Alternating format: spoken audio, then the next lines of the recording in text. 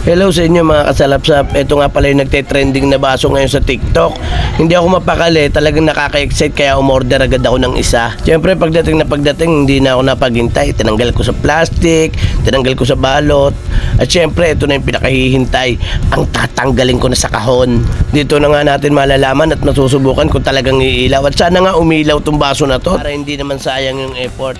At syempre, napakaganda, napakakinis. Ay, ito talaga yung nakakatuwa dito. Kala mo, semi-diamond. Kaya thank you so much sa God Seller, pati sa nag-deliver na rider. At ito na nga, bubuhusan ko na ng tubig para masubukan kung umiilaw. At tumiilaw nga, grabe. Talaga naman nakakamangha, super liwanag. Napakaganda ng ilaw at very colorful. Para bang nasa loob ka ng beer house. Ay, charot. At dahil dyan, di naman tayo magpapakabog, kaya susubukan din natin sa dilim. Tara na mga Lodi, sabay-sabay natin tignan ng liwanag. Kung talaga bang mapapaindak tayo sa paglikot ng ilaw ng basong ito, ay ba siya nga, napakaganda at super liwanag. Ano pa hinihintay mo? Order na. Nasa comment section ng link.